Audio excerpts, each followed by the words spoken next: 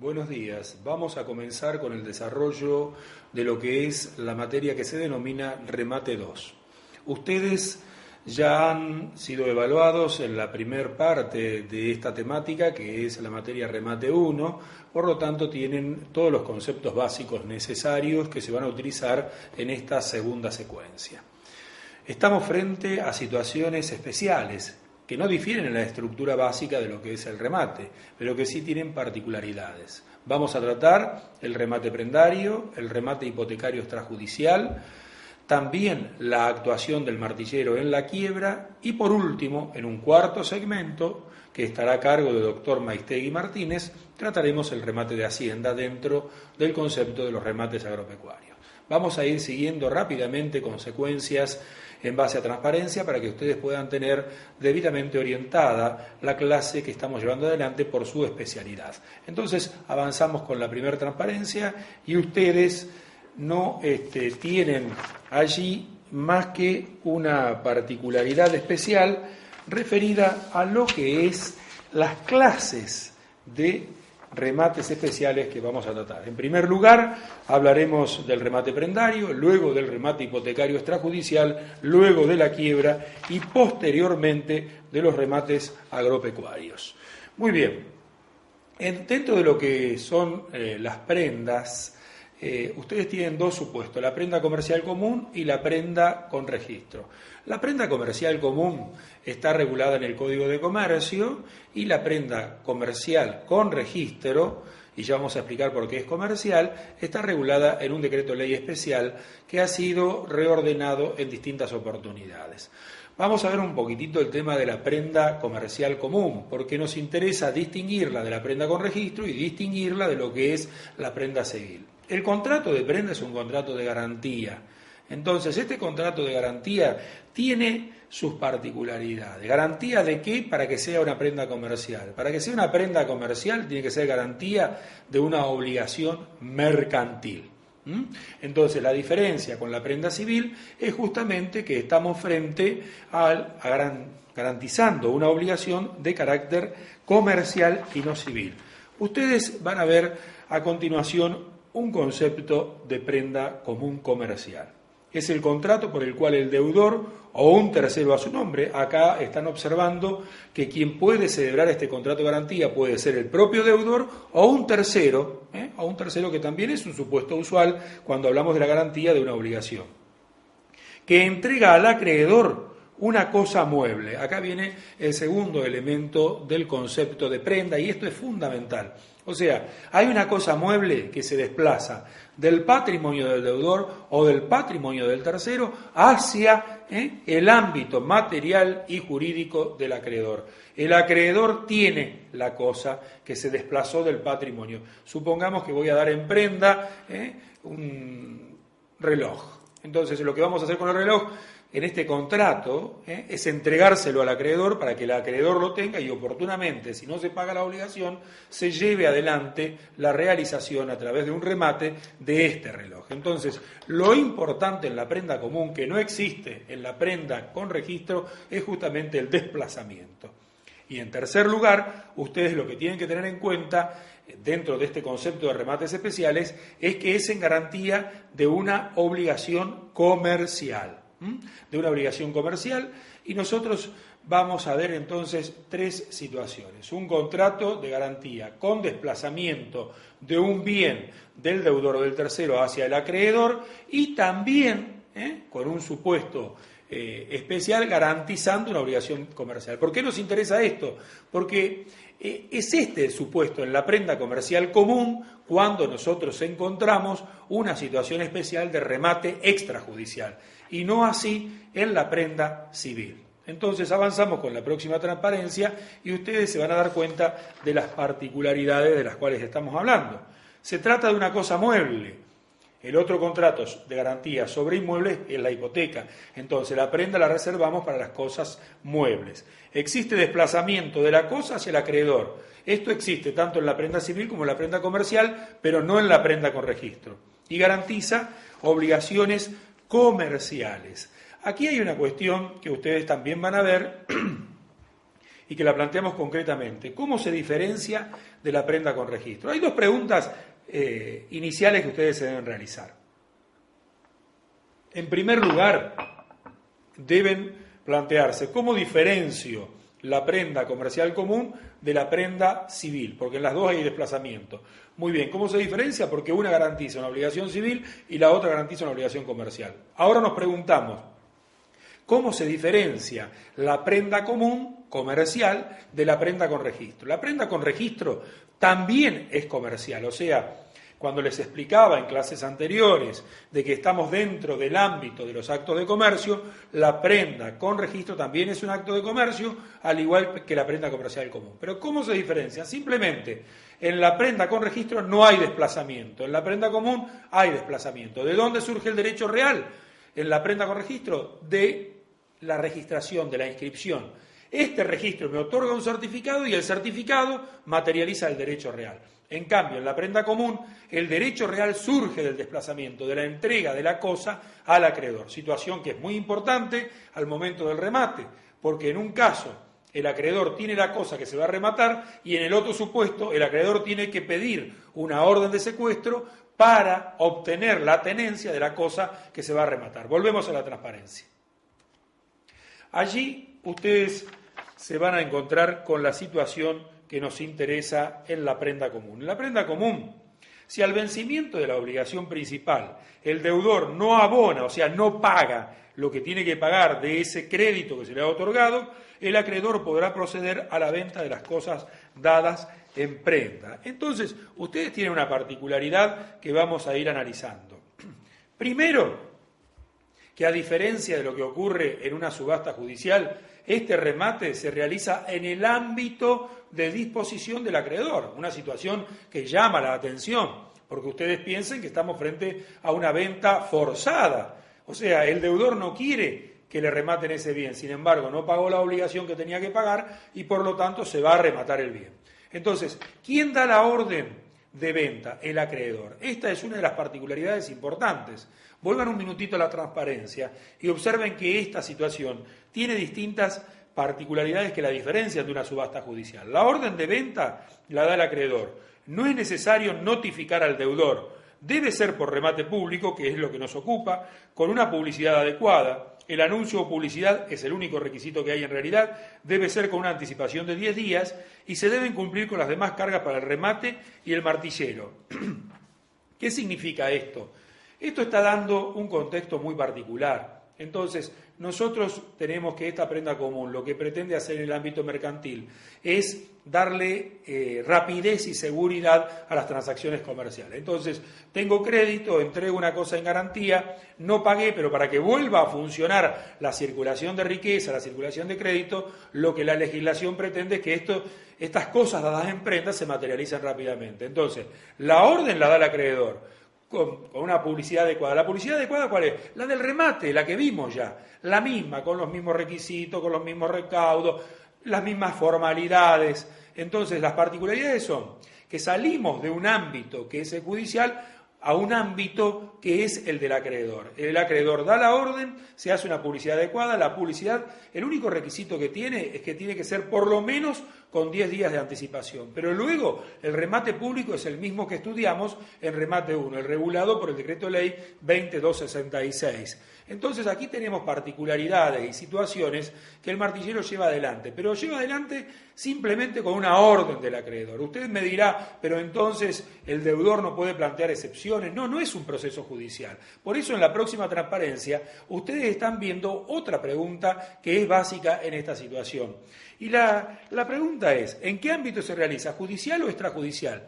Cuando hablamos de la prenda común comercial, siempre estamos dentro de lo que es el ámbito extrajudicial. Entonces, quiero reflejar rápidamente la cuestión. Volvemos a una síntesis, a una apretada síntesis.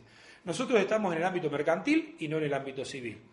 En el ámbito mercantil es necesario que las transacciones y el crédito que se otorga circulen rápidamente. Aparece un contrato de garantía. Yo tomo una obligación, la tengo que pagar, hay un plazo. Muy bien, doy en garantía, en prenda, un bien mueble. Este bien mueble va a ser rematado si yo no cumplo. Ocurre el incumplimiento, llegó el tiempo de pagar, no pago. El acreedor no tiene que recurrir a ningún proceso judicial, ordena a un rematador que se realice el remate tiene una publicidad de 10 días como anticipación y se lleva adelante el remate público con las características de un remate extrajudicial. El ámbito es el del acreedor y no el de la justicia. Ahora, a continuación, vamos a ver el otro supuesto prendario, mucho más común en la actualidad y que ha ido reemplazando a la prenda comercial normal con desplazamiento, que es la que acabamos de ver. A partir de la próxima transparencia tenemos la prenda con registro. Aquí hay una cuestión importante para ustedes, para todos, y es el sentido que tiene la prenda con registro. ¿Cuál es el sentido? El problema de la prenda común es que necesitábamos desplazar la cosa, entonces al comerciante no le servía. ¿Por qué? Porque el comerciante tiene dos cuestiones que son importantes, las materias primas y también las cosas muebles, por ejemplo automotores o por ejemplo televisores. Son dos situaciones diferentes. Supongamos una casa de electrodomésticos, tiene muchísimos electrodomésticos. Ahora, si yo le voy a tomar un crédito, voy a dar en garantía, desplazando los electrodomésticos, me quedo vacío. Entonces aparece la prenda con registro, donde está el derecho real sobre esos televisores, pero no necesito entregar el televisor para que el acreedor tenga el derecho real. Entonces la prenda con registro permite que haya crédito, que haya garantía, pero que no haya desplazamiento. Y otra particularidad que la vamos a ir viendo es que permite trasladar la garantía respecto de los bienes muebles que se van reemplazando. Pero volvemos a la transparencia donde está el concepto para que ustedes puedan fijarlo. Es un contrato en virtud del cual el deudor o un tercero garantizan una obligación que se representa en dinero a través de la afectación de una cosa mueble que permanece en poder del deudor y cuyo derecho de garantía surge de la inscripción en el registro respectivo. Entonces, hay que hacer algunas precisiones. Primero, que se puede garantizar cualquier clase de obligación. Cualquier persona puede ser acreedora de prenda con registro. Los bienes quedan en poder del deudor, se formalizan documentos preimpresos y caduca a los 5 años. Entonces, vamos a una breve explicación de estas particularidades. En primer lugar, que la prenda con registro puede garantizar cualquier clase de obligación. Y aquí hay una diferencia sustancial. En la prenda común, para que sea comercial, tenía que garantizar una obligación comercial. Aquí, si se garantiza una obligación civil o una obligación comercial, no le hace perder su comercialidad. O sea, la prenda con registro sigue siendo comercial aun cuando garantice una obligación civil. Siempre va a ser sobre cosas muebles, ninguna duda. Pero además hay una cuestión que es importante. La obligación para ser garantizable en la prenda con registro debe poder representarse en dinero. O sea, la obligación debe poder representarse en dinero para ser garantizable en una prenda o con una prenda con registro. ¿Puede ser acreedor cualquier persona? Sí. Cualquier persona, tenga o no domicilio en el país, puede ser acreedor de una prenda con registro. Esto es sumamente importante, porque antes acreedores prendarios, tan importantes en la prenda con registro, solo podían ser determinados sujetos. Hoy se eliminó esa restricción. Cualquier persona física o jurídica, tenga o no domicilio en el país, puede ser acreedor de prenda con registro. Esto es importante saberlo y reiterarlo hasta el hartazgo. El derecho real surge de la inscripción. Como es una inscripción, tiene un tiempo de validez. ¿Y cuál es esa validez? 5 años. La prenda con registro caduca a los 5 años. Por eso es tan importante en un remate que deriva de una prenda con registro pedir el informe al Registro Nacional de Créditos Prendarios para saber si la prenda que estoy ejecutando y materializando a través del remate está vigente. Vamos a la próxima transparencia que les va a mostrar a ustedes cuáles son las prendas con registros o cómo se pueden clasificar. La prenda con registro se puede clasificar en prenda fija sobre determinados bienes muebles o semovientes. Estamos allí identificando, por ejemplo, una prenda fija sobre un automotor. No hay ninguna clase de problemas, se va a inscribir en el registro correspondiente. La prenda flotante, en cambio, es una modalidad muy interesante, pero más compleja. Primero, que la prenda flotante recae sobre materias primas o sobre mercaderías. Observen y comiencen a reflexionar sobre estos conceptos.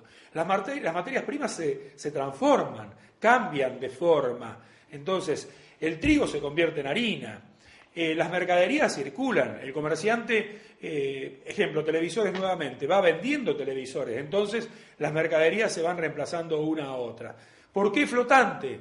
Porque la prenda se traslada al bien que reemplazó o a aquel que se modificó, permanece, pero acompaña la transformación, acompaña el reemplazo. Entonces, este es un tema sumamente interesante. Pero de esta prenda con registro flotante no pueden hacer uso todas las personas, solo pueden hacer uso aquellos titulares de un establecimiento comercial o industrial. Y la tercera clase de prenda con registro es la que recae sobre un fondo de comercio. El fondo de comercio está regulado por la ley 11.867 y el artículo primero de esta ley enuncia el conjunto de elementos que forman el fondo de comercio. Entonces tenemos tres clases de prenda con registro: fija, flotante y sobre un fondo de comercio. Avanzamos sobre la próxima transparencia. Allí ustedes tienen que la ejecución puede ser judicial o extrajudicial. La ejecución judicial tiene sus particularidades, pero acompaña lo que es el concepto de una subasta judicial. Mucho más compleja resulta en nuestro caso la llamada ejecución extrajudicial. Esto es importante tenerlo en cuenta y quisiera que ustedes lo puedan fijar de alguna manera. La prenda con registro que necesita materializarse a través de un remate. El remate puede ser judicial o extrajudicial. En lo que es el remate judicial, es una cuestión que por supuesto está perfectamente regulada en la ley. Tenemos un certificado de prenda con registro, vamos a la justicia a través de un abogado, hacemos una demanda de ejecución prendaria, acompañamos el certificado, el juez libra un mandamiento de embargo, intimación de pago. En realidad es un mandamiento de embargo y citación de venta, al cual algunas modalidades operativas de la justicia le agregan la intimación de pago y el secuestro para redondear una amalgama de normas que están en la ley de prenda con registro y de normas procesales. Pero en realidad sería un mandamiento de embargo, secuestro y citación de venta. Luego, el deudor puede oponer excepciones en el plazo de 3 días. Si no las opone o si las resuelven en contra, se pasa a la etapa del remate judicial, que se regula por las normas de cualquier otro remate judicial. Entonces, ustedes van a observar una secuencia en la transparencia que ahora les voy a proyectar y se van a dar cuenta las secuencias o las particularidades o los pasos que tiene esta ejecución judicial. La demanda con el certificado de prenda con registro, el mandamiento de embargo y citación de venta. Allí les coloqué con un signo de pregunta. ¿Secuestro? Bueno, en algún momento hay que secuestrar la cosa. O sea, la cosa, ¿quién la tiene en la prenda con registro? La tiene el deudor. Y si yo la quiero rematar, se la tengo que sacar al deudor. Entonces se libra un mandamiento de secuestro. Se hará en esta oportunidad o con posterioridad, pero secuestro tiene que haber. Se cita de remate al deudor para oponer excepciones en 3 días. Si no las opone o se rechazan las excepciones, se procede a dictar la venta. Ahora, antes de avanzar con la venta, yo quiero que observen ustedes allí en la transparencia las excepciones, para que lo tengan, para que sepan de qué se trata. La incompetencia, cuando se planteó ante un juez incompetente. La falta de personería, o sea, que el abogado o el titular del crédito no tengan la personería debidamente acreditada. La renuncia del crédito de privilegio, puede suceder que el acreedor renunció a ese crédito o renunció a ese privilegio. El pago es absolutamente claro. Si la obligación está paga, no puedo permitir que me ejecuten la garantía de dicha obligación. Sin embargo, las últimas dos, las que hablan de la caducidad del contrato de prenda y la nulidad del contrato de prenda, merecen una explicación especial. ¿Por qué? Porque el contrato de prenda, la vigencia de la garantía tiene un límite temporal, y lo vuelvo a reiterar, caduca a los 5 años. Sin embargo, se puede reinscribir indefinidamente si lo hago dentro de los 5 años, o sea, antes de que caduque. Si caducó, no tengo más el privilegio, no tengo más todo este procedimiento. Tendré que volver a inscribir y allí puedo tener problemas, que se haya vendido el bien. Si se vendió el bien antes que se reinscriba o se vuelva a inscribir la prenda, no tendré más la posibilidad de utilizar este procedimiento particular. La caducidad es a los 5 años. Y la nulidad del contrato de prenda es una cuestión muy especial. ¿Por qué es muy especial? Porque la prenda no se hace en cualquier formulario, la prenda con registro. Usted va al Registro Nacional de Créditos Prendarios y le dan los formularios preimpresos. O sea, que la modalidad, la forma, las condiciones. Usted lo único que tiene que hacer es llenar. ¿Por qué? Porque lo otro está preimpreso por el Estado, preformulado por el Estado.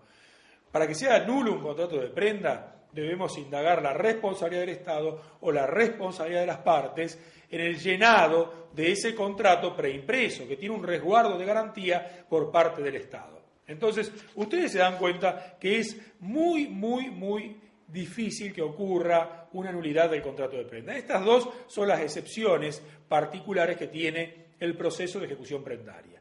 Luego, en la transparencia que viene, insisto con estas cuestiones centrales y ustedes deben fijarlo. ¿Quién tiene el bien? El bien lo tiene el deudor. Entonces, para que pueda rematarlo el acreedor, se lo tengo que sacar. Vamos a la transparencia. Se lo tengo que sacar. ¿Cómo se lo saco? ¿Se lo saco por la fuerza? Voy de guapo a presentarme en el domicilio del deudor, me llevo los televisores, me llevo el auto. No.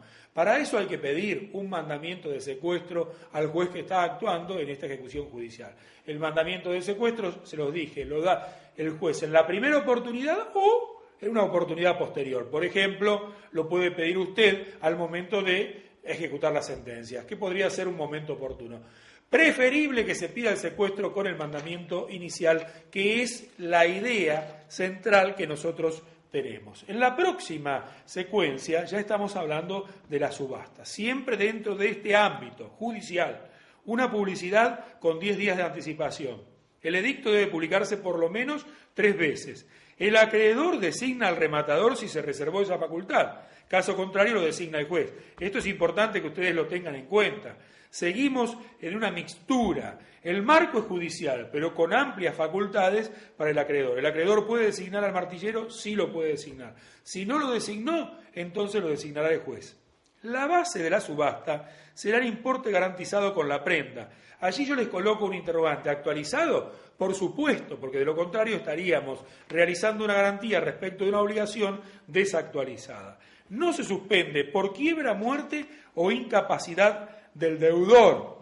Y hay 2 requisitos que ustedes también deben tener en cuenta. Es necesario el informe previo del registro de créditos prendarios para saber si está subsistente la prenda, y el acreedor no puede apropiarse de la cosa prendada. ¿Por qué no puede apropiarse? Porque no le estamos dando la cosa para que se la quede, le estamos dando la cosa, la tenencia de la cosa para que se remate.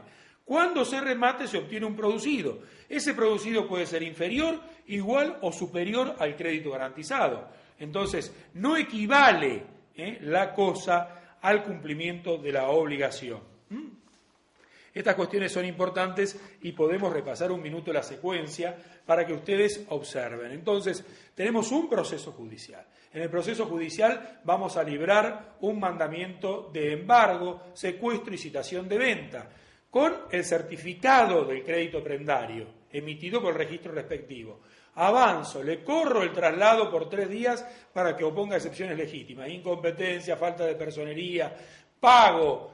Nosotros integramos la caducidad de la inscripción, la nulidad del contrato de prenda. No se oponen excepciones, se oponen y se resuelven negativamente. Si se resuelven positivamente, se rechaza la ejecución.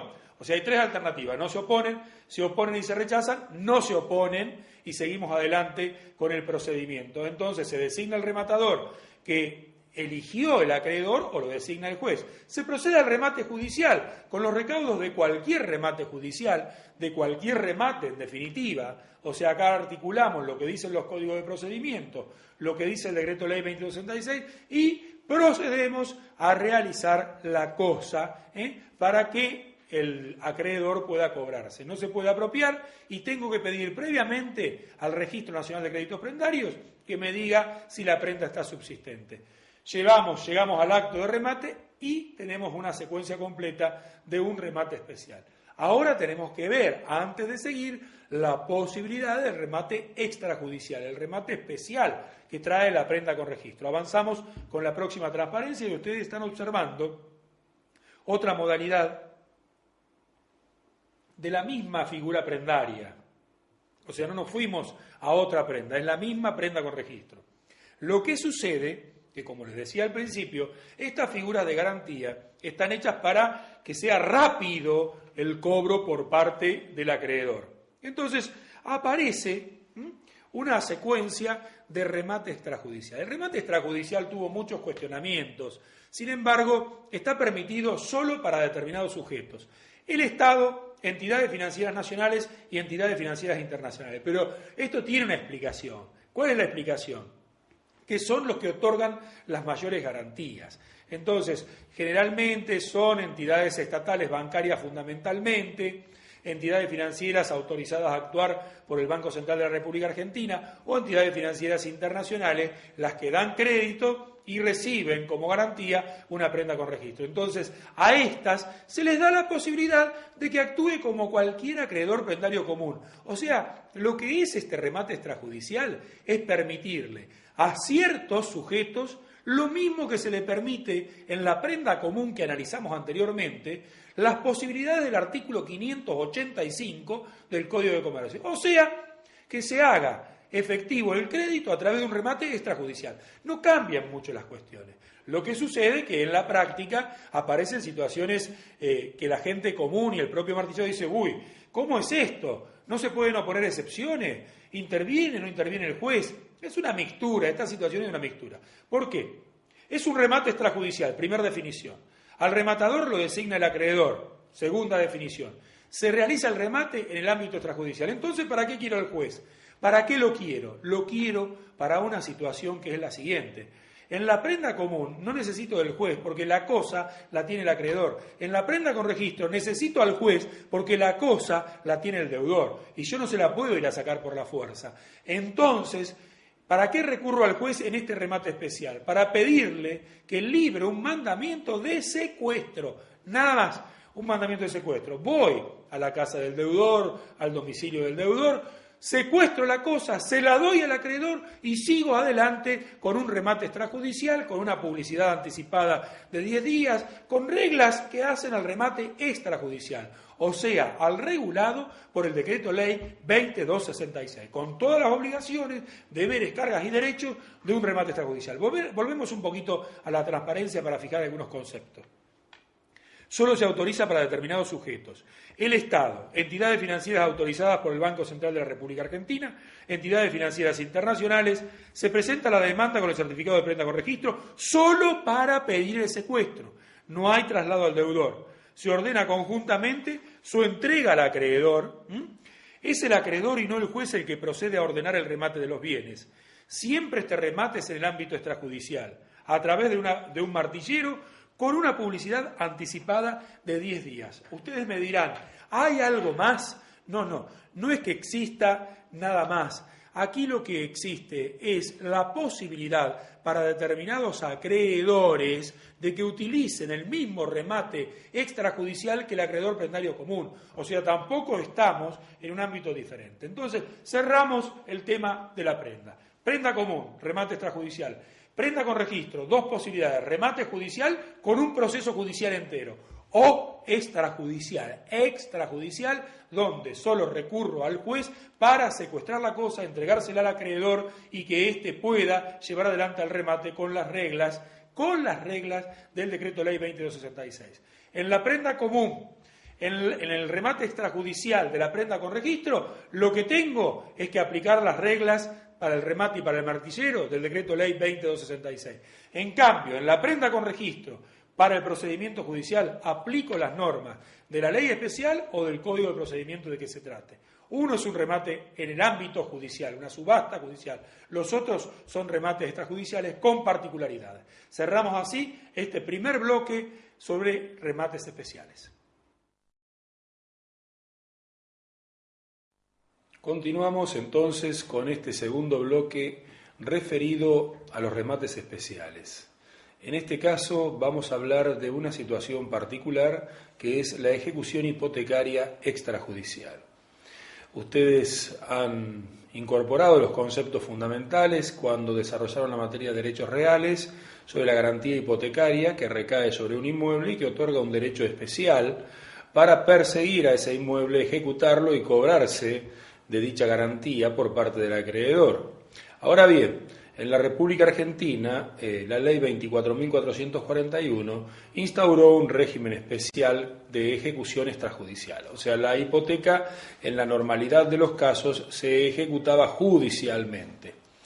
En esa época de la ley 24.441, toda vinculada a lo que era la década del 90, se buscó realizar rápidamente las garantías para permitir que el crédito volviera al circuito comercial. Entonces se instauró un sistema de ejecución extrajudicial de la hipoteca, o sea, prescindiendo en gran parte, aunque no totalmente, del órgano judicial estatal, o sea, de la justicia.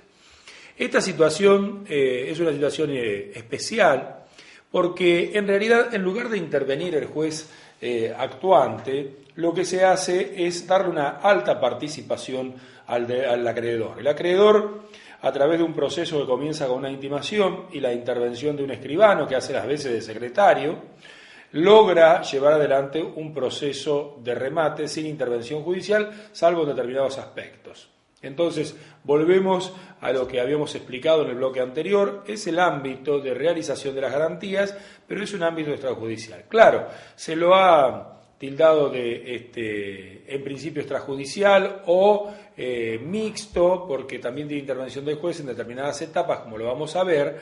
Eso nos lleva a plantearnos las particularidades que tiene toda esta secuencia de remate que vamos a desarrollar. Vamos a ir a la primera transparencia para seguir adecuadamente el desarrollo de este particular sistema de ejecución y vamos a tomar en cuenta algunos conceptos fundamentales. En primer lugar, es un régimen especial previsto por la ley 24.441, es una ley tipo ómnibus, donde ustedes se encuentran regulados distintos aspectos, distintos institutos. Allí también se regula el fideicomiso, el leasing, porque eran figuras especiales que se incorporaban a la legislación argentina. En segundo lugar, se aplica a las hipotecas que iban acompañadas de un título que se llamaban letras hipotecarias, que tuvieron un gran desarrollo cuando esta garantía era utilizada como garantía de los créditos que brindaban particularmente los bancos estatales, el Banco de la Provincia de Buenos Aires, el Banco de la Nación Argentina. Y también hay que señalar que este régimen se aplica cuando las partes así lo han convenido. O sea, es importante tener en cuenta que las partes pueden convenir un sistema de ejecución extrajudicial de la hipoteca, y ello se ha hecho por distintos acreedores que prefieren manejar ellos el remate y no depender de la estructura judicial. Ustedes van a ver que hay una clasificación, algunos dicen que es un procedimiento extrajudicial puro. ¿Cuál sería un procedimiento extrajudicial puro? El de la prenda común, el de la prenda comercial común, regulado en el artículo 585 del Código de Comercio. Otros dicen que es un régimen judicial abreviado. Esto significa que nosotros tenemos una mínima participación judicial, pero en definitiva participación judicial al fin. La ley ciertamente lo califica de extrajudicial. Desde nuestro punto de vista es un procedimiento extrajudicial con particularidades, al igual que lo que existe en el sistema extrajudicial de ejecución de la prenda con registro por su artículo 39. Ustedes van a ver que el punto de partida es la intimación que se le realiza al deudor, una intimación, se le da la oportunidad al deudor de pagar. Entonces, allí comienza todo el procedimiento. Aquí es muy acentuado el carácter extrajudicial. Vamos a la transparencia que lo regula y se van a dar cuenta que en este caso, en la intimación, el acreedor le da al deudor una posibilidad de que pague, de que evite la realización de los bienes, y se le da 15 días. Los 15 días, se los señalo, esa es la pauta normal para el cumplimiento de los contratos que trae el artículo 216 del Código de Comercio y también el artículo 1204 del Código Civil. Por supuesto que esta intimación se hace bajo el percibimiento de que si no paga, se procederá al remate extrajudicial del bien. Y en la misma intimación, se le requiere al deudor que denuncie el nombre y apellido de los acreedores privilegiados. Acá ya ingresamos en lo que es la etapa previa al remate. Salimos de lo que es el contrato para ingresar en la etapa de ejecución. Entonces, el martillero o quien vaya a llevar adelante la realización del bien tiene que saber quiénes son los acreedores privilegiados, cuál es su denominación, cuál es su domicilio. También tenemos que saber si hay embargantes, o sea, otros acreedores embargantes, y si el bien se encuentra ocupado o desocupado. Acá en el tema de la ocupación, vuelve a plantearse una inquietud interesante. Ustedes como martilleros deben pensar cómo puedo rematar un bien como desocupado si está ocupado y cómo puedo hacer para desocuparlo si yo estoy en un procedimiento extrajudicial. No puedo ir a sacarlo por la fuerza, sino que requiero del auxilio de la justicia. Igual que lo que sucedía con la prenda con registro, donde el bien se encontraba en poder del deudor y no del acreedor. Entonces, vamos a la próxima transparencia y ustedes se van a dar cuenta de la secuencia que se utiliza para la ocupación. Vencido el plazo que dijimos de 15 días, el acreedor puede presentarse ante el juez y solicitar la verificación del bien y la tenencia o no del mismo. La verificación del bien es la constatación del estado de ocupación del bien. Entonces, en ese caso, como es un bien inmueble, no necesitamos tenerlo en nuestro poder para realizarlo, el acreedor puede pedir que lo desocupen y que le entreguen la tenencia a él, o bien que lo desocupen simplemente. El juez, entonces, cuando se pide esta verificación y tenencia, diríamos, previo traslado al deudor, designa un escribano, acá aparece otro elemento extrajudicial, para verificar el estado físico y de ocupación del inmueble, y si está ocupado, intimará la desocupación bajo apercibimiento de lanzamiento. Entonces, ustedes tengan en claro esta situación. Ustedes son los martilleros, llega el momento de comenzar con las etapas previas al remate, ustedes saben que hay que constatar el inmueble, entonces nos encontramos con que el inmueble está ocupado. ¿Qué es lo que hace el acreedor? El acreedor le pide al juez que lo desocupe. El juez no lo va a desocupar a través de un oficial de justicia, como es el trámite judicial normal, sino que va a designar un escribano. Una particularidad importante de este sistema. Incorporamos al escribano que reemplaza en este caso al oficial de justicia. Entonces, el que va a verificar con el mandamiento, el que va a ir al inmueble es el escribano. Constatada la ocupación, es el juez el que va a ordenar el lanzamiento sin más trámite. Estamos en la etapa de verificación del inmueble. Vamos a avanzar un paso más en este símil de procedimiento de subasta extrajudicial con los pasos de la judicial y vamos a pasar a los informes previos al remate. Aquí vamos a la próxima transparencia y seguimos la secuencia planteada. Los informes previos a la subasta son requeridos directamente por la parte acreedora. Usted me dirá que aquí puede no haber diferencia con una subasta judicial. Es cierto, también en la subasta judicial la parte acreedora puede pedir directamente los informes, de hecho, así se hace, se piden los informes de dominio, los informes de anotaciones personales, los informes catastrales, los informes de deudas municipales, los informes de deudas provinciales, las tasas y contribuciones, las expensas, y se acompaña al expediente. Aquí sucede lo mismo. La parte acreedora, a través de su abogado, directamente va a solicitar los informes previos. También pide el segundo testimonio del título del inmueble. Aquí hay una diferencia. Normalmente, el único que puede ordenar que se expida un segundo testimonio es el juez. Entonces, aquí la ley está facultando al acreedor para que él mismo lo pida. Es un elemento importante. Se lo señalaba con particularidades. En la secuencia siguiente, ya entramos directamente al remate. Al remate lo ordena el acreedor, no lo ordena el juez, lo ordena el acreedor. Designa el martillero el propio acreedor, se publican los avisos, los edictos con las pautas del decreto de ley 20266. Debe estar presente un escribano quien levantará el acta. Acá el escribano reemplaza al secretario judicial y es el responsable de levantar el acta del remate.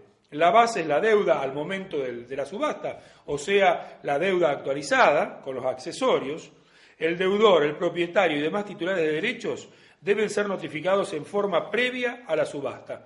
Entonces, vamos a hacer una caracterización de lo que es esta subasta extrajudicial. ¿Tiene particularidades?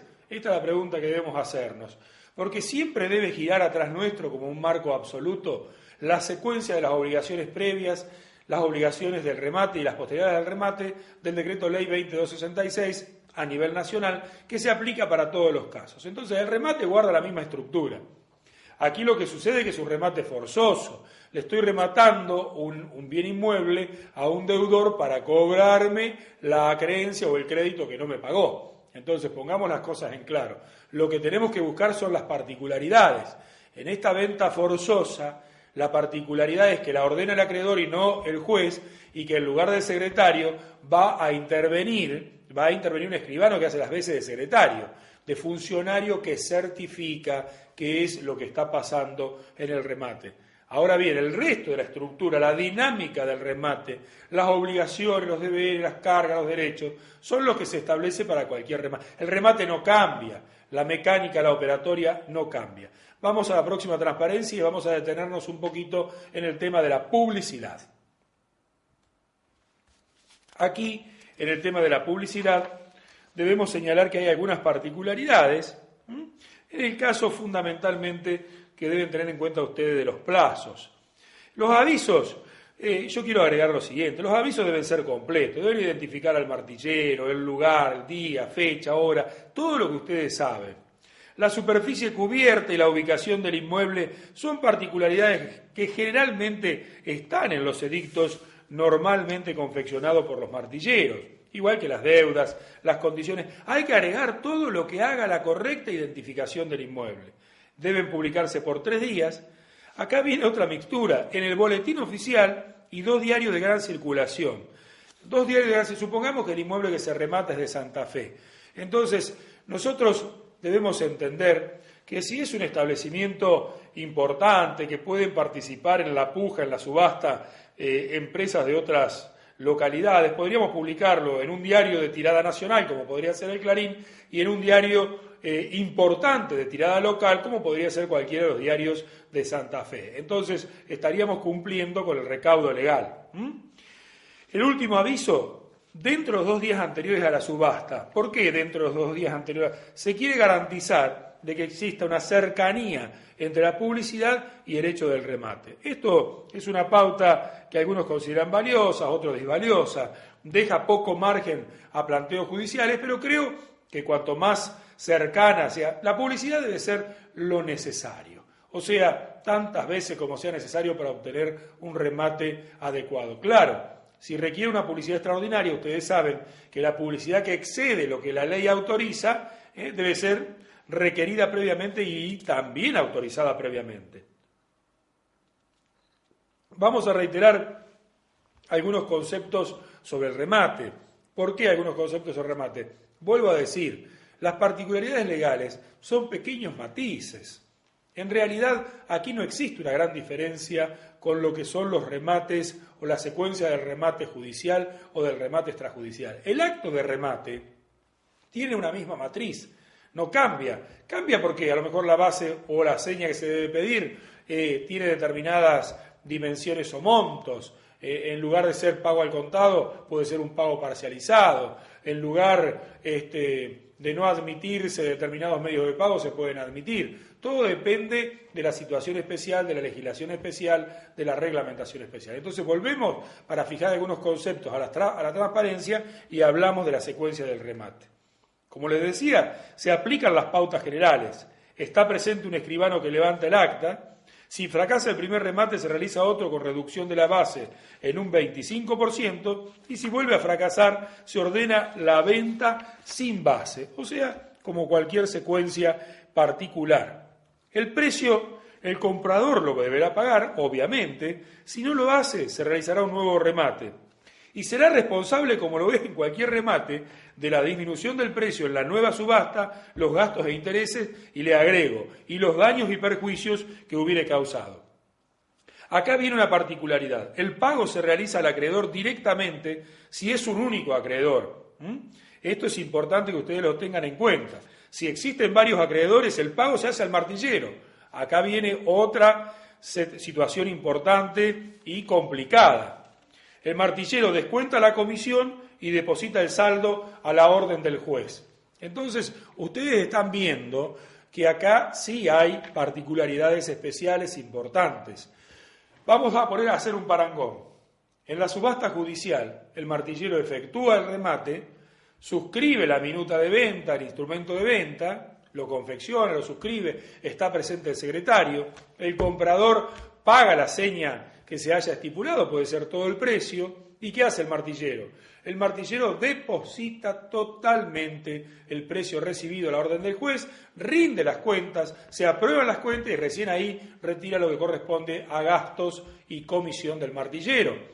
Y el juez distribuirá, conforme el orden de prelación legal del Código de Procedimiento, lo que le corresponda a cada acreedor o a un único acreedor. Aquí es distinto.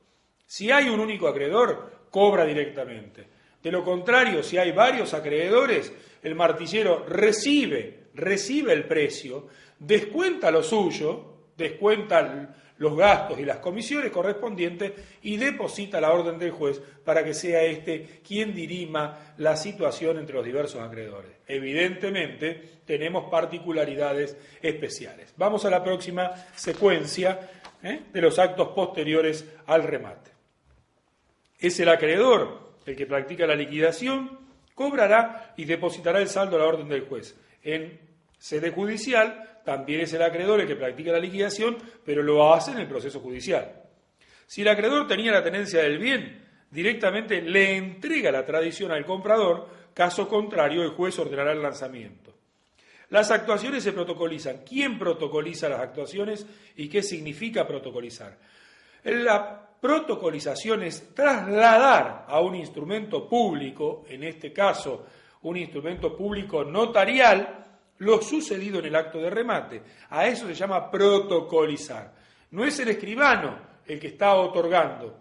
Él relata en esa escritura y relaciona los distintos actos que se llevaron adelante en el remate. Las medidas cautelares, por supuesto, son levantadas por el juez interviniente. Entonces, ustedes observen que tenemos distintas clases de actos y sujetos involucrados. En primer lugar, es el acreedor el que practica la liquidación, el que cobra y que deposita a la orden del juez. Pero también aparece la protocolización. Entonces, el escribano que estaba haciendo las veces del secretario protocoliza lo actuado, traslada al instrumento público qué es lo que pasó en el remate, para que quede constancia acabada de ello por las impugnaciones judiciales que pudiera haber posteriormente, por las nulidades que se pudieran plantear. Entonces, debe quedar en un instrumento público. Y como no tenemos un proceso judicial y no tenemos al secretario, incorporamos un sujeto extrajudicial, el notario, el escribano, y logramos un instrumento público similar al acta que levanta el secretario en el remate judicial. Ahora bien, cuando llegamos al momento del lanzamiento o al momento del levantamiento de las medidas cautelares, no lo podemos hacer por la fuerza del acreedor. Debemos recurrir al juez, pedir el lanzamiento y pedir el levantamiento de las medidas cautelares. Volvemos a la transparencia. ¿Se puede suspender la subasta? Hay distintas posibilidades. La subasta se puede suspender porque no existió la mora de 60 días que exigía la ley. O bien, no existió la intimación previa para cumplir de 15 días que exigía la ley. Que esta vía de ejecución no haya sido pactada, o sea, no hay posibilidades de que se lleve adelante un remate extrajudicial forzoso, si así no fue establecido, y que existan vicios graves de publicidad. Entonces, vamos a ver nosotros estas cuestiones en particular. O sea, vamos a ubicarnos. La subasta en principio no se puede suspender. Las causales de suspensión de la subasta son limitadas. ¿Cuáles son? Esto es muy especial. ¿Cuáles son estas causales que posibilitan la suspensión de una subasta que es extrajudicial pero forzosa?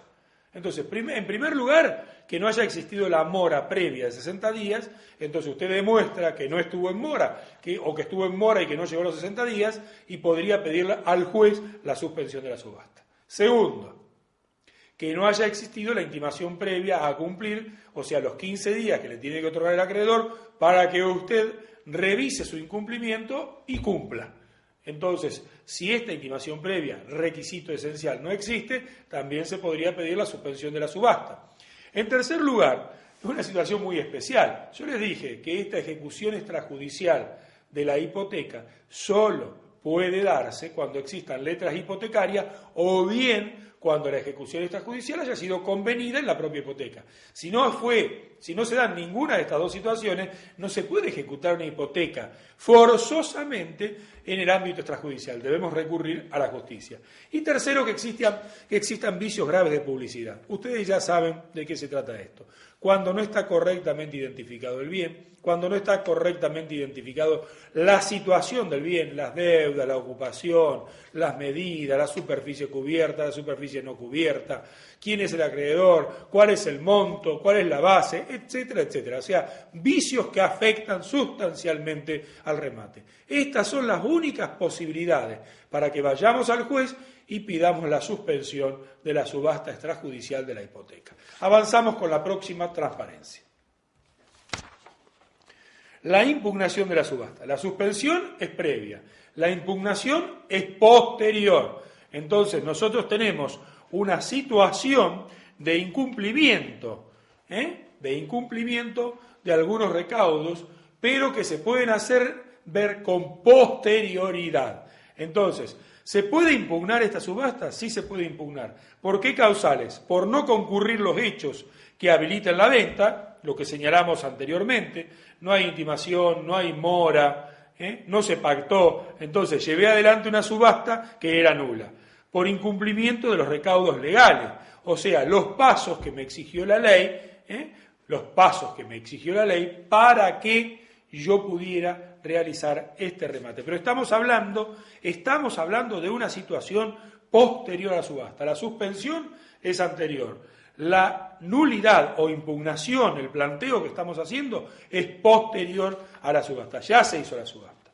También existe una posibilidad posterior, que es el tema de la recuperación de la propiedad. Este es un tema interesante porque se llama, en lo que es la subasta judicial, se llama sobreseimiento del juicio. O sea, esto muy pocas personas lo conocen.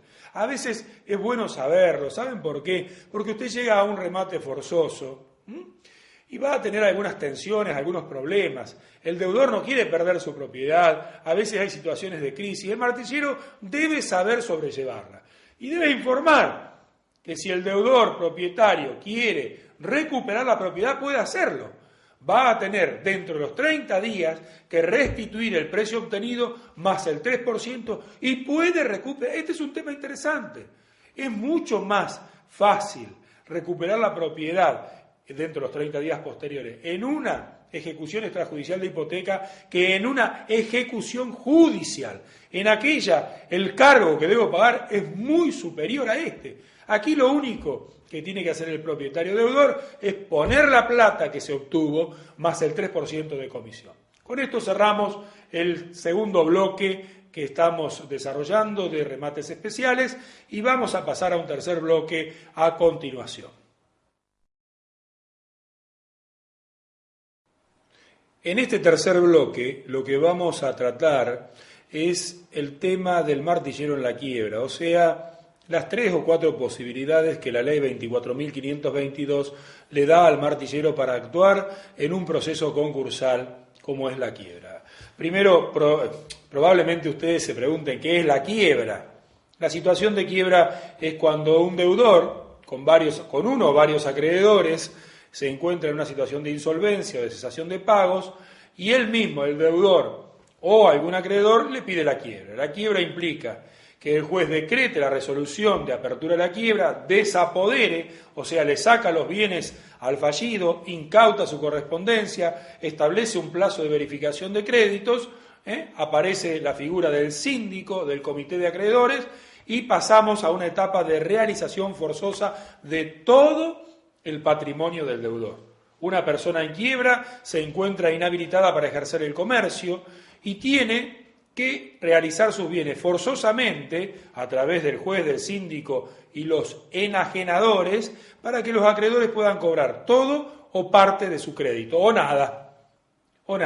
La quiebra es la parte terminal de un deudor en insolvencia, en estado de cesación de pagos, al cual el juez le decreta la quiebra. O sea, señor, se acabó su historia comercial o civil, vengan sus bienes y vamos a realizarlo para pagarle a los acreedores.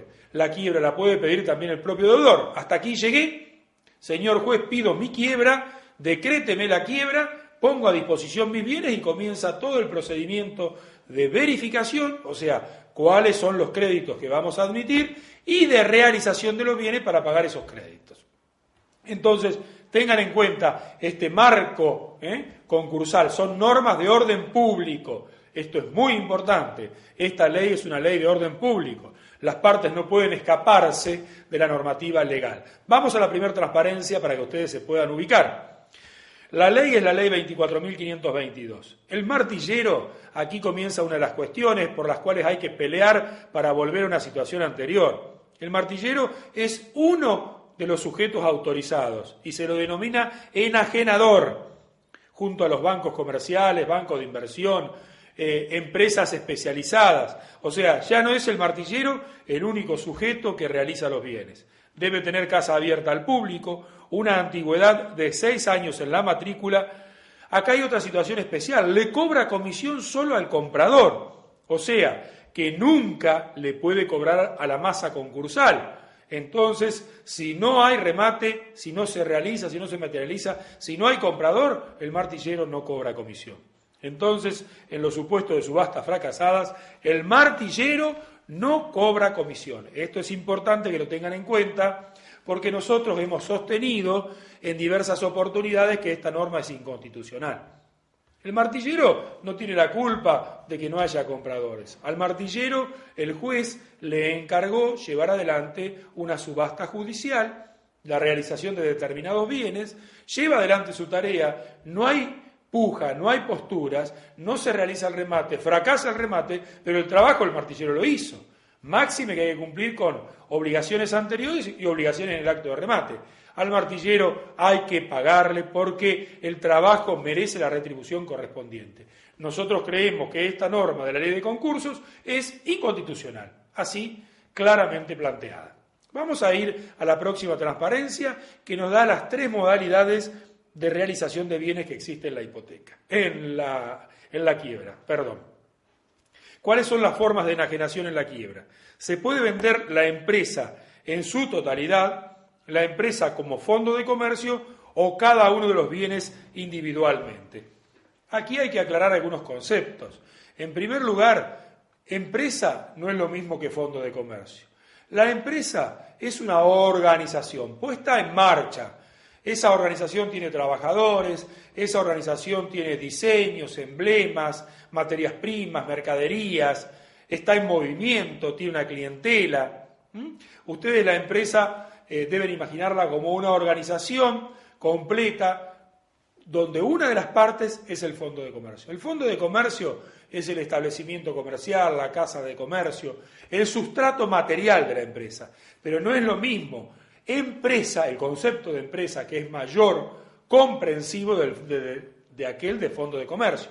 El fondo de comercio es el elemento material de la empresa. No es lo mismo entonces fondo de comercio que empresa.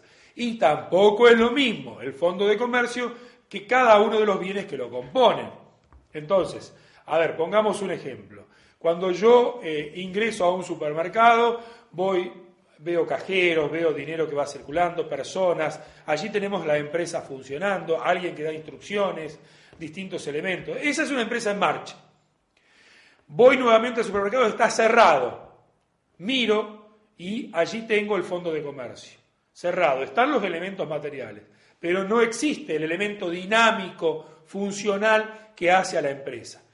Tercera situación, voy al mismo lugar donde estaba el supermercado y lo único que encuentro son determinados elementos, una mesa, una silla, allí, y voy a realizar esos bienes. Entonces, allí tenemos la singularidad, el fondo de comercio y la empresa. Una cosa es vender la empresa en marcha, otra cosa es vender el fondo de comercio y otra cosa es vender singularmente cada uno de los bienes. Por eso en la transparencia están las 3 modalidades en base a las cuales se pueden realizar los bienes en la quiebra. Volvamos a pensar, estamos en una quiebra. Podemos vender la empresa en marcha, podemos vender solo el fondo de comercio o podemos vender solamente algunos bienes singularmente considerados. Lo va a ordenar el juez con un dictamen del síndico. Volvemos a la transparencia. Allí ustedes tienen la posibilidad de la venta de la empresa. ¿Cómo se hace? Primero hay que darle un valor, se tasa a la empresa. El valor es el valor probable de mercado, no es un valor estático, es un valor actual. ¿Cuánto vale la empresa en este mercado determinado? De esta tasación se le da la vista al síndico, pero la venta la ordena el juez, es un proceso concursal, judicial y de orden público. Se puede hacer por subasta pública o por cualquier otro sistema. ¿Cómo pueden ser los otros sistemas? Una licitación, una venta directa. Generalmente se ordena de pago contado y la base no puede ser inferior a la tasación. Ustedes van entendiendo la importancia que cobra el martillero en este proceso. Está bien que compite con empresas importantes como son los bancos de inversión y otras empresas preparadas exclusivamente para esta clase de operaciones. Pero supongamos que nos toca como martillero. Tenemos la posibilidad de tasar una empresa en marcha, de tasar un fondo de comercio. Vamos a informar sobre el valor de venta de ese bien, un valor probable en un mercado determinado. Después el síndico va a opinar, porque es un proceso concursal. El síndico es el funcionario que actúa en el proceso concursal, lleva adelante el proceso concursal de quiebra. El juez es el director del proceso, quien lo activa es el síndico. Entonces, mi informe lo va a observar el síndico, se va a expedir y luego el juez va a ordenar que se venda por subasta pública, solo lo pueden hacer los martilleros, o también por otras modalidades de realización de los bienes, como puede ser la enajenación sin subasta, la licitación o la venta directa. Avanzamos entonces en alguna de estas modalidades. Ustedes tienen allí la enajenación sin subasta, la venta de la empresa sin subasta. El síndico, asistido por el enajenador, o sea, acá el martillero lo único que va a hacer en esta primera etapa es ser un asistente del síndico, proyecta un pliego de condiciones. Fíjense qué importante que es para ustedes, estamos hablando de una situación totalmente distinta a la que veníamos hablando en el Decreto Ley 2276 o en un proceso judicial. Un pliego de condiciones. El juez resuelve sobre el contenido definitivo del pliego, volvemos a la figura, el martillero informa profesionalmente, el síndico opina y el juez resuelve. Se publican los edictos, se realizan las ofertas en sobre cerrado, aparece el tema de las ofertas en sobre cerrado. Se realiza la apertura de los sobres en un acto y la adjudicación. Si fracasa, se realiza una nueva licitación sin base. Observen ustedes esta mecánica. No es una subasta, es un sistema de licitación. ¿Puede participar el martillero? Puede participar. ¿Cómo participa? Asistiendo a la sindicatura. También les debo decir que en muchos casos se delega directamente esta licitación en un martillero. No hay ningún problema, no hay ningún obstáculo legal. Se redacta un pliego de condiciones. Se publicita ese pliego de condiciones, se hacen las ofertas bajo sobre y en un momento determinado se abren las ofertas. Se abren, hay un sistema de garantías más complejo, que ya lo vamos a ver, se abren las ofertas y se elige la que tiene el valor más alto. Generalmente hay una segunda vuelta para un mejoramiento de ofertas, entonces los que quedaron en posibilidad de mejorar pueden hacerlo.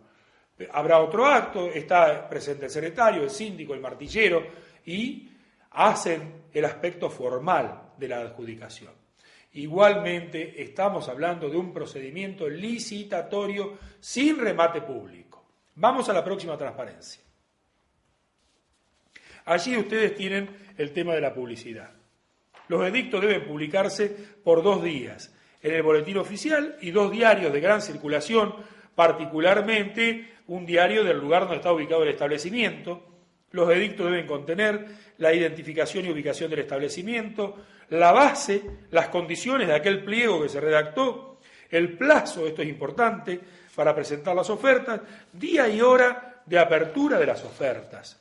En las ofertas, en este sistema que acabamos de explicar, deben ser por sobre cerrado, debe constar el nombre, domicilio real y legal. Esto es importante, hay que constituir domicilio en el ámbito jurisdiccional donde se está llevando adelante este procedimiento licitatorio. La edad, estado civil, el precio ofrecido, Una constitución de garantía por el 10% del precio, esto se hace con un depósito bancario, con un aval bancario, con una fianza bancaria, depende lo que se haya colocado en el pliego de condiciones. Se abren los sobres, son abiertos por el juez en presencia del síndico, oferentes y acreedores, y se labra el acta. Aquí les agrego, el martillero, si ha sido designado como un asistente de la sindicatura, también debe estar presente en el acto de apertura y se adjudica al que ofrezca el precio más alto. También puede suceder, como les venía señalando, de que ustedes tengan una segunda vuelta. Eso está en el pliego de condiciones. La segunda posibilidad, o sea, tenemos distintas posibilidades, lo señalamos. La segunda posibilidad es la venta singular, donde puede intervenir el martillero. Ahora bien, yo quiero aclarar, no es solamente estas posibilidades para realizar los bienes en la quiebra. También puede suceder que se haya abierto un concurso especial, o sea, que ustedes se encuentren con una ejecución hipotecaria donde ustedes tengan la posibilidad de llevar adelante una subasta judicial tradicional. Vamos un poquitito a la transparencia para fijar los conceptos de la venta singular y volvemos rápidamente a la explicación. La venta singular se realiza por subasta. Claro, esta subasta, usted me dice, ¿qué me va a explicar de esto? Las particularidades. Y además porque aparece la posibilidad en la ley de quiebra de la oferta bajo sobre. Entonces, se realiza por subasta, se publican edictos de 2 a 5 días en el caso de los muebles y de 5 a 10 días en el caso de los inmuebles, en el boletín oficial y otro diario de gran circulación, sin tasación y sin base. Acá tienen una particularidad, sin tasación y sin base. Dentro de las particularidades tenemos el tema de que no existe compensación, salvo que sea acreedor con garantía real y preste fianza por mejor derecho. ¿Y por qué es esto? Esto es porque hay muchísimos acreedores en una quiebra. Entonces, el acreedor con garantía real es un acreedor hipotecario, por ejemplo. Viene el acreedor hipotecario, dice, yo voy a compensar lo que me debe con el precio del bien, pero voy a prestar fianza por si hay otros acreedores con mejor derecho. Y pueden autorizarse las ofertas bajo sobre. El martillero le pide autorización o el síndico pide que se haga de esa manera y aparecen las ofertas bajo sobre y estas ofertas bajo sobre reemplazan todo lo que aprendimos, porque ¿cómo dijimos que es un remate? A viva voz, en público. Entonces, ¿cómo vamos a recibir las ofertas bajo sobre? Bueno, se reciben las ofertas bajo sobre porque está autorizado por la ley, en este caso especial, y por el juez, en este caso especial. El martillero abre las ofertas, las comunica al público y comienza el remate. Si no hay ninguna postura mayor a la que surgió del sobre cerrado que se abrió en ese momento, ese será el adjudicatario. Volvemos a la transparencia para seguir la secuencia. La tercera posibilidad, en lugar de la subasta, es la venta directa. La venta directa, o sea, le dice al martillero, hay que vender este bien. Se va a hacer una publicidad, pero no hay remate. No hay remate. Proceso licitatorio. Venta singular por remate, con ofertas bajo sobre como posibilidad y la venta directa. La ordena el juez, previa vista al síndico. ¿Puede o no delegarse en el martillero? Hay que pelear para que se modifique la ley y que sean solamente los martilleros o corredores profesionales universitarios los que puedan llevar adelante esta venta directa, y requiere de autorización judicial posterior. O sea, la venta directa se va a someter a la consideración del juez, a la opinión del síndico y a la aprobación del juez. Y el último elemento que nosotros tenemos es una situación muy especial. La quiebra, en ese momento que se dictó la ley 24.522, que reclamó modificaciones y realizó modificaciones a la ley 19.551, era porque los procesos de quiebra duraban eternamente. La quiebra es para realizar los bienes y que los acreedores cobren. ¿Está claro? Se abren distintas posibilidades. Pero ¿qué pasaba? Se recurría a la quiebra para no pagar nunca. Entonces los procesos de quiebra duraban una eternidad. La ley 24.522 viene a dar respuesta a los acreedores, dice, queremos un proceso de quiebra que sirva para lo que es la quiebra. Hacer un corte, realizar los bienes y cobrar lo que se pueda cobrar y terminar esta historia. Entonces surge una norma especial, y vamos a la transparencia ahora, una norma especial que es el plazo de la enajenación. Debe realizarse dentro de los 4 meses de la sentencia de quiebra. El plazo se puede ampliar en 30 días, tenemos 5 meses, y es causal de remoción del síndico y del martillero en caso de incumplimiento, y se lo hace responsable de los daños y perjuicios. Nosotros tenemos entonces que en 5 meses hay que realizar los bienes. El plazo de realización de los bienes es de 5 meses, y allí termina. Si no podemos cumplir, debemos advertirlo al juez, de lo contrario, seremos responsables. Con esto cerramos la secuencia de este tercer bloque, antes de pasar a los remates agropecuarios, a cargo del doctor Maistegui Martínez, diciéndoles entonces, es muy importante la participación del martillero en la quiebra, porque son situaciones nuevas. Una licitación, una venta pública en subasta pública con ofertas bajo sobre y una venta directa. Situaciones particulares para el martillero en la quiebra.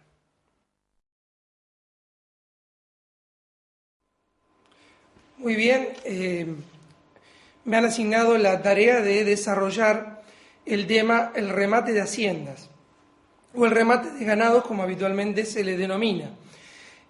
Habitualmente sabemos, en el marco de esta carrera de martilleros que dirige el profesor Miguel Piedecasas, sabemos que es trascendente esta temática, me refiero al remate de haciendas, por la importancia natural que tiene obviamente la actividad agropecuaria en la República Argentina. Y seguramente el martillero el día de mañana puede ser consultado de qué aspectos debe tener en cuenta, qué requisitos tendrá que cumplir, qué modalidades pueden adoptarse en el marco de un remate de hacienda. Pero obviamente antes deberíamos saber de cuál es el objeto que se va a comercializar en el marco de un remate de hacienda. El objeto concretamente es el ganado. El ganado puede ser ganado mayor, ganado menor. Ganado mayor integrado por equinos, bovinos, y el ganado menor integrado por los ovinos y los porcinos fundamentalmente. Ahora, en la práctica, la ganadería argentina, digamos, lo más particular, lo más común es encontrarnos con un remate de ganado, es decir, ganado mayor. Esto es, los bovinos fundamentalmente, o los equinos, que es a los cuales se llevan adelante el remate de hacienda con la intervención de un martillero público.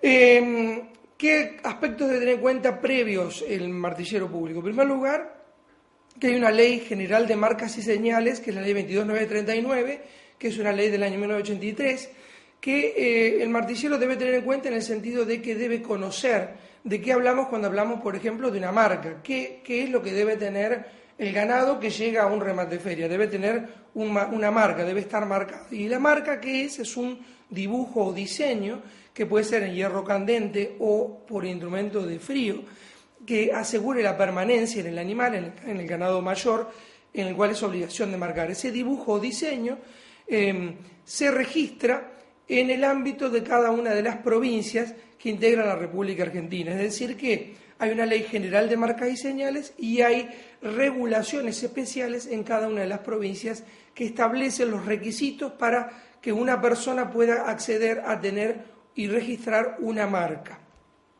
Obviamente, el ganado que llega a un remate ferias no puede ser un animal o un ganado que venga sin marcas. La diferencia o la única salvedad que podemos hacer a esto es en el caso del ganado de pedigrí. El ganado de pedigrí tiene una regulación especial que está reconocido también en la ley de marcas y señales, que puede ser el único ganado que no se marque. Pero ese ganado de pedigrí tiene condiciones especiales porque está registrado en las asociaciones de criadores. Históricamente funcionan en la Sociedad Rural Argentina, por ejemplo, las asociaciones de criadores de Holanda Argentino, las asociaciones de criadores de Hereford, las asociaciones de criadores de ganado Aberdeen Angus, por ejemplo, entre muchas otras que hay. Estas asociaciones son las que llevan adelante la registración del ganado de pedigrí, el ganado de pura raza que está controlado a lo largo de los años y que tiene una calidad en el tiempo. Ahora, el ganado que llega a un remate de feria generalmente es un ganado general, es decir, un bovino de tipo general, que pueden ser vacas, pueden ser toros, pueden ser terneros, pueden ser vaquillas o pueden ser novillos. El novillo es el animal castrado.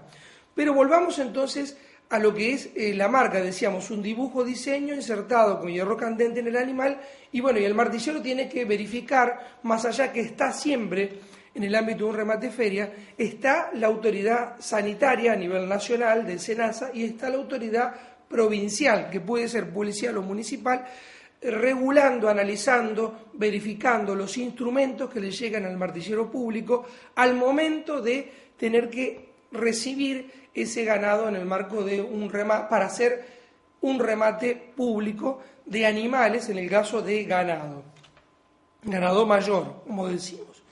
Entonces, pero ese ganado también puede estar señalado, aunque la señal, en realidad que la señal es una incisión o un corte, se aplica fundamentalmente al ganado menor, es decir, al porcino o al ovino. Ahora, recientemente ha habido una reforma, el 1 de abril del 2009, la ley 26478, es una ley muy nueva que establece un nuevo régimen para el ganado porcino, fundamentalmente, y agrega el tatuaje, agrega el chip, y estos elementos nuevos, digamos, los dispone que se deben hacer dentro de los 15 días de nacido. Ahora bien, en cambio, en el caso de las señales, que es el sistema general de individualización del ganado menor, es decir, el caso del ovino, digamos, el ovino que va a estar señalado, que es un corte o incisión que se hace en la oreja, si se hace un remate de ovinos, tiene que venir señalado. Lo mismo si es de porcinos, tiene que estar o señalado o implantado o con una especie de dibujo, pero que hace al pedigrí más que nada, que es lo que más un tatuaje, como se le denomina, que es lo que se aplica más que nada a los animales de pedigrí. Bueno, este sistema de tatuaje se aplica a los porcinos juntamente también con la caravana de reciente aplicación. La caravana, que es un instrumento plástico que se le coloca en la oreja al ganado porcino. Ahora bien, además de la marca para el ganado mayor y además de la señal para el ganado menor, con la salvedad del porcino, que tiene un régimen especial, como decíamos recién, el ganado mayor, por disposiciones últimas de la resolución 103 de la Secretaría de Agricultura de la Nación, ese ganado mayor, además de la marca, tiene que tener además una caravana que se les va aplicando a todos los terneros desde el año 2007, está vigente esta resolución, y es decir que esa caravana se le aplica con un número de animal y con el número que identifica cuál es el productor titular del animal. Y esa caravana se va a mantener en el tiempo, por más que ese animal se vaya transfiriendo a diversas personas y a nuevos dueños. Esa caravana se va a mantener en forma indeleble a lo largo del tiempo para permitir que se individualice al animal. Es decir que cuando el martillero va a un remate para organizar un remate, puede encontrarse con animales marcados, en el caso de ganado mayor, y además la caravana, que es el caso de se le aplica al ganado mayor, y en el caso del porcino también se le aplica la caravana al porcino. Al organizar el remate, como decíamos, dentro de la instrumentación, el martillero tiene que tener muy en cuenta el tema de la guía. La guía es un instrumento que se hace por escrito, que tiene varios requisitos, por ejemplo, el nombre de la persona o propietario del animal, el tipo de marca, el dibujo de la marca, el número de registro de la marca, qué tipo de animal, si es hembra, si es macho, si es toro, si es vaca, si es vaquilla, o si es novillo. El novillo es el ternero castrado, digamos, y esto tiene que estar claramente previsto en la guía que se otorga cuando uno hace una transferencia de ganado. Esa transferencia, cuando se hace para el remate, es una transferencia a título de consignación, es decir, que el dueño del ganado consigna ese ganado y así figura en la guía al consignatario, que va a ser el martillero, la firma consignataria, que puede llegar a contratar un martillero, o puede participar un martillero, ser dueño de la misma firma consignataria. Entonces llega la guía de consignación con el objeto de ese remate. Y además, junto con la guía, viene un formulario que se denomina DTA, que es el documento de tránsito de animales. Este documento de tránsito de animales es el que tiene a su cargo el SENASA, el Servicio Nacional de Sanidad Animal, que es el que debe controlar necesariamente que el propietario, cuando va a transferir el ganado, tenga cumplido todas las normativas en materia de sanidad animal. Es decir, por ejemplo, las vacunaciones antiastosa o brucelosis cuando son hembras. Y bueno, y el martillero es lo mejor que conozca realmente esta instrumentación, que se haga de la guía, que se haga de un DTA, es decir, que vea. Nosotros hemos provisto en el material de la carrera estos elementos, tanto la guía como el DTA, es decir, que está a disposición del martillero esa documentación para que la analicen punto por punto, vean de qué estamos hablando cuando nos referimos a esto. Porque realmente el martillero no solo tiene que cotejar que esa guía y ese DTA correspondan al tipo de animales, sino que además en los corrales lo correcto sería que con la autoridad policial se verifique que esos animales estén debidamente marcados para no tener ningún inconveniente al momento de la venta. Es decir, en concreto entonces el ganado bovino, el ganado mayor o el equino, que por ahí se remite en consignación a los remates ferias, deben estar marcados y tiene que estar también asentado en una guía y en un certificado DTA, como se le denomina, por el SENASA, la constancia de que tienen adecuadamente cumplidos los requisitos tanto sanitarios como legales para poder transmitir el animal.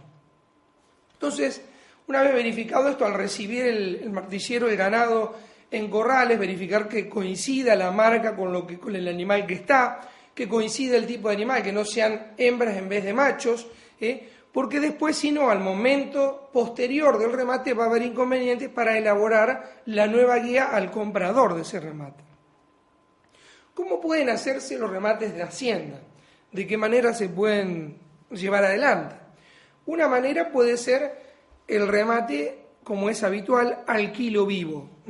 Es decir, entra a pista el ganado, el animal, el ganado bovino, y generalmente en el caso de el ganado bovino, como decíamos, se vende al kilo vivo. Puede ser que se pese con anterioridad el día anterior, o puede ser que se pese inmediatamente que sale de pista y se coloca un cartel cuáles son los kilos y qué cantidad fueron los animales que fueron rematados en pista. Entonces sale, supónganse, 10 animales, 3.000 kilos, obviamente dividimos 3.000 de 10 y nos va a dar que cada animal tuvo un peso de 300 kilos. Ese quilaje es el que va a marcar cuál es el precio que se puede haber pagado y que surge el precio final del animal, producto de la multiplicación del precio ofrecido en la feria por el total de los kilogramos, sin ningún tipo de desbaste. En muchos casos, muchas consignatarias que ya pesan con anterioridad del animal, le formulan un desbaste y avisan que ese animal ya está pesado y está desbastado. Es decir, el desbaste es otro elemento que el martillero va a tener que tener en cuenta. Es decir, el ganado, que es un animal vivo, obviamente, al moverse, al trasladarse, puede desbastarse. La forma de venta es considerando ese desbaste o sin ese desbaste. Eso tiene que quedar muy claro cómo se vende en el marco de un remate de animales. Y hay distintas modalidades. También otra modalidad puede ser la venta al bulto, como se denomina, que si bien es una modalidad que por una muy vieja ley estaba prohibida, en realidad hoy por hoy lo están utilizando en la ganadería actual, se está utilizando la venta al bulto. Quiere decir, entra un grupo de 10 novillos, supónganse de invernada, y el comprador ofrece, no por kilo vivo, sino por el total de cada animal. Supónganse 400 pesos, 500 pesos por cada animal.